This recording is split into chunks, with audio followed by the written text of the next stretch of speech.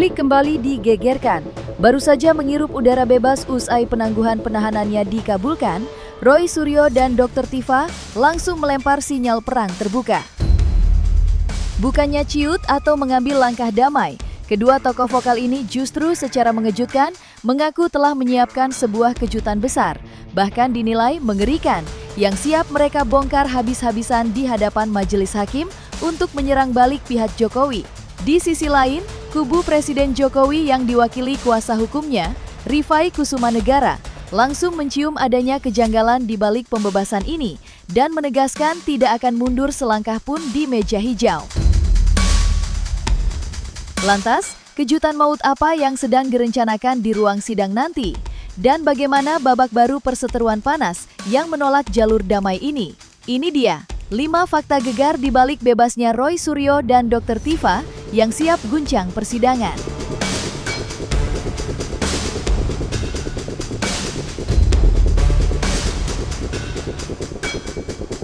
Permohonan penangguhan penahanan yang mereka perjuangkan diam-diam kini dikabulkan oleh pihak berwenang.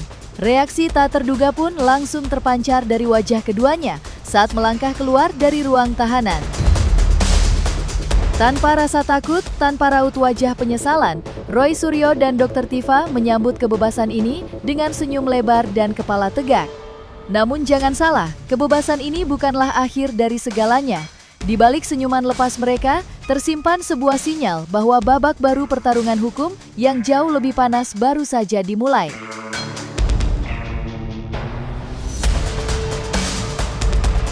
Allahu Akbar. Allahu Akbar. Merdeka. Merdeka. Bismillahirrahmanirrahim. Ya, alhamdulillah saya secara pribadi Roy Suryo Brojo ya mengaturkan banyak terima kasih untuk yang terjelas adalah kepada sahabat setia saya Dr. Tifa Tiasuma ya yang terus kami terus berjuang. Ya, kami tidak memperhitungkan siapa yang di luar sana. Juga kepada 3 sahabat kami yang lain. Ibu Kurnia Triuryani, Mas Rizal Fadilah, juga Pak Rusami. Dan terutama yang tidak bisa kami lupakan, seluruh lawyer-lawyer yang luar biasa. Ya, luar biasa. Ya, mohon maaf saya tidak bisa sebutkan satu persatu. Ya, mulai dari Mas Refli sampai yang semuanya. Dan tentu saja kepada teman-teman semua, awak media, para jurnalis, para YouTuber, dan juga kepada seluruh masyarakat Indonesia. Ini insya Allah kemenangan rakyat Indonesia. Amin. Saya hanya ingin mengaturkan puji syukur kepada Tuhan Yang Maha Kuasa, Allah Subhanahu Wa Taala, bahwa perjuangan kami belum selesai. Sampai dengan hari ini kami masih akan terus berjuang menegakkan kebenaran yang ada. Dan mohon terus supportnya, dan insya Allah kami berdua tetap kuat, tidak seperti para pengkhianat. Sekali lagi saya bersyukur karena pada hari ini ternyata kebenaran tidak padam di negara kita. Kebenaran menyala dengan adanya pembebasan kami berdua pada hari ini. Insya Allah kami terus istiqomah dan kami terus mengajak seluruh rakyat Indonesia jangan pernah takut menegakkan kebenaran.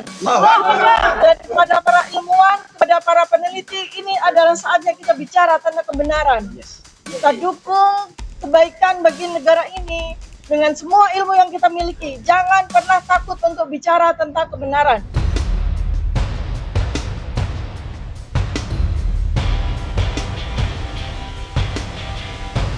Secara mengejutkan, pengacara Jokowi, Rifai Kusumanegara, angkat bicara dan belak-belakan, menyebut bahwa keputusan membebaskan Roy Suryo dan Dr. Tifa melalui penangguhan penahanan adalah sebuah kekeliruan besar. Pihak Jokowi menilai ada yang tidak beres di balik keputusan hukum ini. Sinyal keberatan pun langsung ditiupkan, mengisyaratkan bahwa kubu Jokowi tidak akan tinggal diam melihat Roy Suryo dan Dr. Tifa melenggang bebas begitu saja sebelum hakim mengetuk palu putusan. Kalau soal penangguhan penahanan itu sebenarnya juga satu diksi yang keliru ya. Kenapa? Karena kalau bicara penangguhan penahanan seharusnya jaksa menahan dulu. Jaksa menahan dulu baru ditangguhkan. Kalau ini kan belum pernah ada penahanan dari jaksa. Jadi apa yang ditangguhkan? Ini juga kan menjadi menarik ya. Karena belum pernah ada penahanan. Ya, diksi penangguhan itu harus ada penahanan dulu baru ditangguhkan. Jadi pertama itu juga dari segi diksi menurut saya ini keliru ya. Kedua, soal jaminan-jaminan ya itu sesuatu yang wajar, itu sesuatu yang lumrah, tidak menjadi persoalan. Tapi yang menjadi menarik adalah ya niat awal jaksa untuk menahan karena itu dia meminta kepada penyidik untuk dilakukannya penahanan terlebih dahulu. Ternyata ini berubah seiring waktu, yang kami tidak mengerti ada fenomena apa atau ada intervensi apa yang membuat akhirnya teman-teman jaksa harus berubah. Ya, dari sejak awalnya punya kepentingan untuk menahan. Nah, kami sendiri nggak ada kepentingan mau nahan, karena itu tugasnya teman-teman jaksa. Apakah mungkin demi tertibnya persidangan, agar bisa persidangan berjalan sesuai tepat waktu, tidak ada penundaan-penundaan, agar semua fokus ke persidangan gitu ya. Saya kan nggak ngerti juga itu alasan penahanan yang tentunya diutarakan teman-teman jaksa gitu ya. Tapi faktanya pada saat ini berubah, tentunya menjadi satu pertanyaan bagi kami, bukan soal penahanannya, tapi independensinya yang berhasil ditembus. Sementara nasib korban ini akan diserahkan sepenuhnya kepada teman-teman jaksa sebagai dominus litis gitu ya.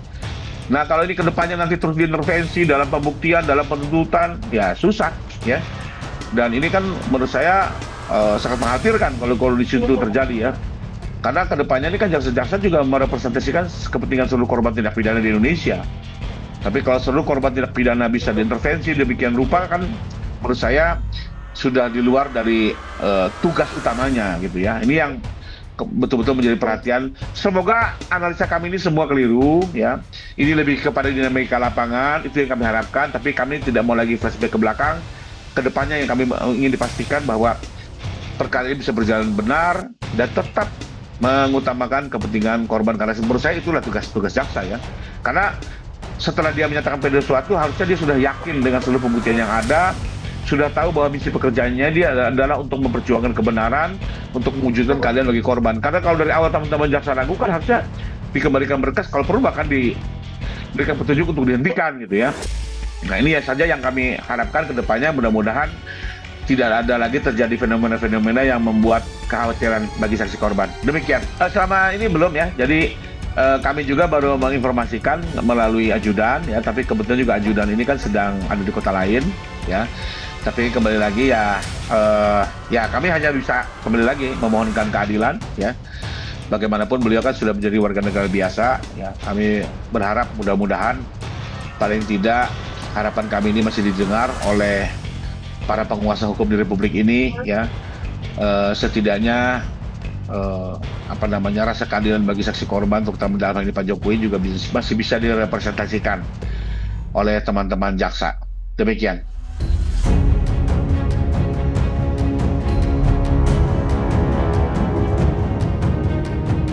Kebebasan di luar penjara ternyata tidak membuat nyali.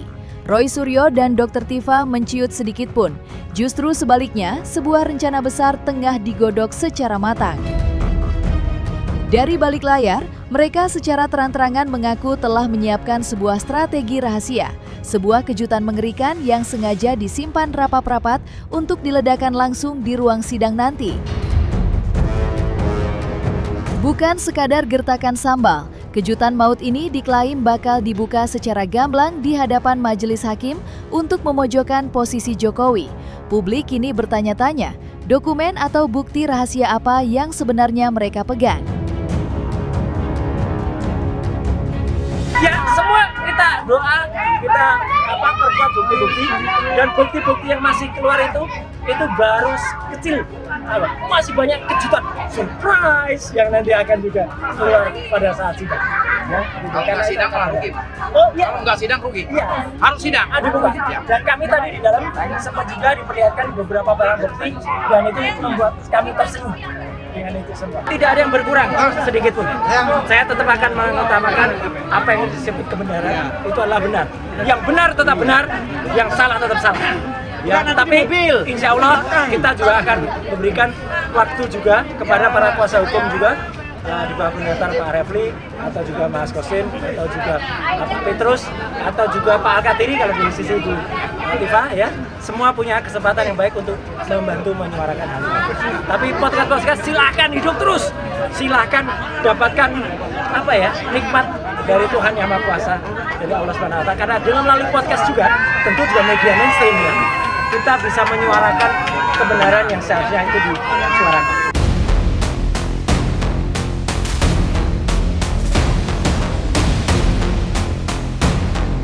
Secara mengejutkan dan tanpa ragu, Roy Suryo bersama Dr. Tifa dengan lantang menegaskan mereka tidak sudi mengambil jalur damai.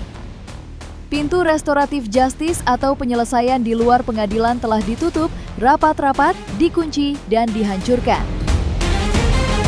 Bagi mereka, mundur adalah sebuah pantangan. Kedua tokoh vokal ini memilih jalan paling ekstrim, terus maju menerjang badai, bertarung habis-habisan di meja hijau, dan membuktikan siapa yang benar di hadapan hukum secara terbuka.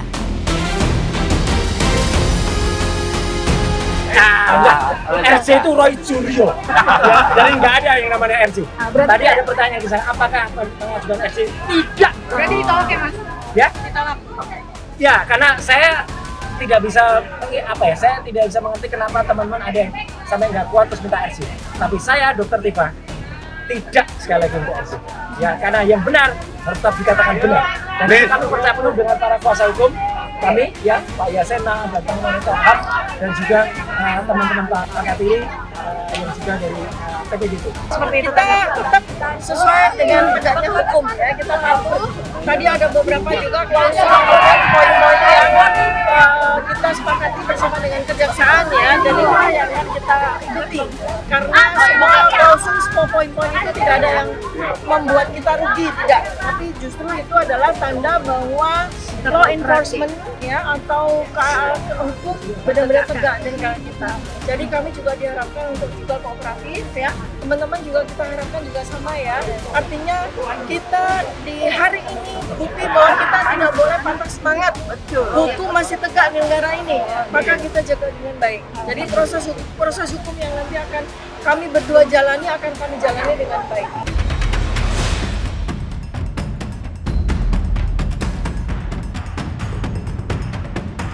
Jokowi dipastikan tidak akan mundur selangkah pun dari medan laga hukum ini. Melalui tim hukumnya, Jokowi menyatakan siap tempur menghadapi Roy Suryo dan Dr. Tifa sampai tuntas di meja hijau. Pihak Jokowi menegaskan akan meladeni setiap argumen, setiap kejutan, dan setiap serangan lawan secara jantan di hadapan hakim hingga keluar putusan yang inkrah dan berkekuatan hukum tetap. Ini bukan lagi soal menang atau kalah, melainkan pembuktian kebenaran di atas hukum tertinggi negara. Kini, kedua belah pihak sudah sama-sama mengunci target dan menolak berdamai. Siapakah yang akhirnya akan tumbang di ruang sidang nanti?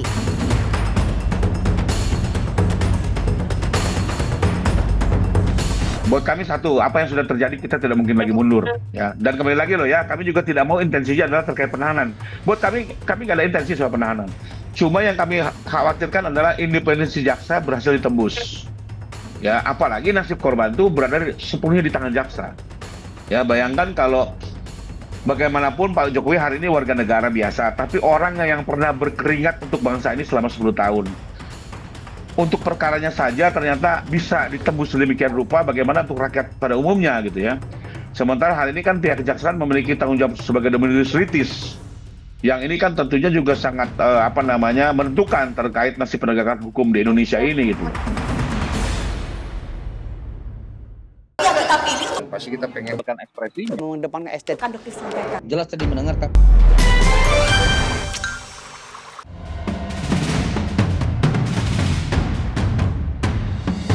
Dan jangan lupa untuk like, subscribe, dan juga share channel YouTube Cumi Cumi.